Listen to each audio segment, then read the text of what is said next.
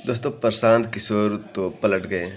जनसुराज के मुखिया के पास क्या है आगे का रास्ता, और बोला है मेरे पास क्या है, मैं किस चीज़ से इस्तीफा दे दूं।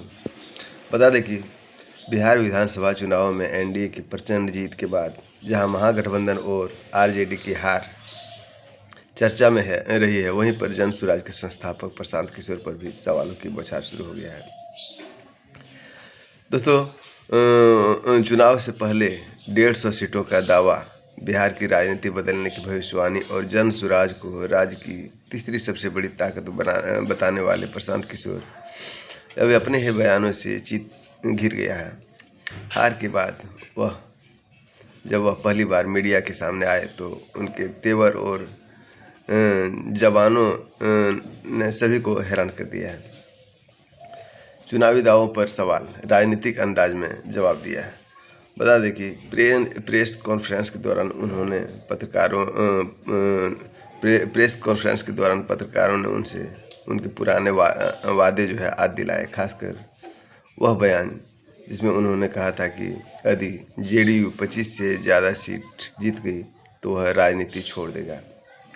इस पर किशोर ने बड़ी सहजता से पलटते हुए कहा, मैं किस पद पर हूँ जिससे इस्तीफा दे दूँ।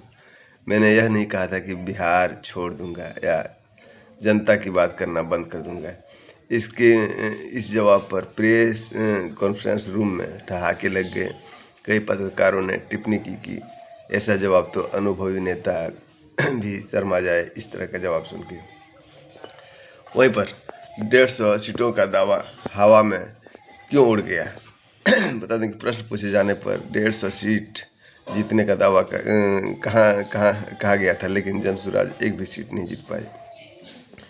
पीके ने कहा कि व्यवस्था बदलने के लिए 3-4 ईमानदार लोग ही काफ़ी है। उन्होंने आरोप लगाया कि चुनाव में बड़े पैमाने पर धन बल का इस्तेमाल हुआ है और हजारों रुपये बांटकर वोट खरीदे गए हैं। उन्होंने कहा, वोट नहीं मिलना गुनाह नहीं है, हमने जाति राजनीति नहीं की। अगर मुझसे गलती हुई है तो मैं माफ़ी मांगता हूँ। चुनाव से पहले बड़े बड़े वादे किए थे। बता दें कि प्रशांत किशोर ने अपने अभियान के दौरान दावा किया कि अगर मगर कुछ नहीं जीतेगा सुराज ही, और यह भी कहा था कि बिहार में त्रिकोणीय मुकाबला हो रहा है जिसका ऐतिहासिक असर दिखेगा। उनका कहना था कि जनसुराज के मैदान में उतरने से एनडीए और महागठबंधन दोनों में बेचैनी थी, लेकिन चुनाव में उनके अधिकांश उम्मीदवार की जमानत जब्त हो गई और जनसुराज को न्यूनतम वोट शेयर भी नहीं मिल पाया। विरोधियों पर हमले, खुद पर सवाल। बता दें कि चुनाव अभियान के दौरान पीके ने कई नेताओं पर तीखे प्रहार किए थे, जैसे सम्राट अशोक चौधरी की शिक्षा पर सवाल उठाना। अब मीडिया का कहना है कि जिस तरह वह नेताओं पर आरोप लगा रहे थे, वही राजनीतिक शैली अब खुद उसके जवाब में दिख रहा है। राजनीति छोड़ देंगे। पुराने दावों पर घिरने के बाद प्रशांत किशोर ने नया सवाल खड़ा किया। अगर सरकार युवाओं को 2-2 लाख रुपये दे दे रोजगार देने के लिए, तो मैं राजनीति क्या बिहार ही छोड़ दूंगा। उनका यह बयान सोशल मीडिया पर चर्चा का विषय बना हुआ है। प्रशांत किशोर के पास क्या है आगे का रास्ता। बता दें कि चुनावों में करारी हार के बयानों से घिरने के बावजूद प्रशांत किशोर का कहना है कि उसका संघर्ष जारी रहेगा। वे दावा करते हैं कि वह राजनीति नहीं बल्कि जनहित का काम कर रहे हैं। लेकिन सवाल यह है कि जब एक नेता अपने ही बयानों पर खड़े न रह सके तो जनता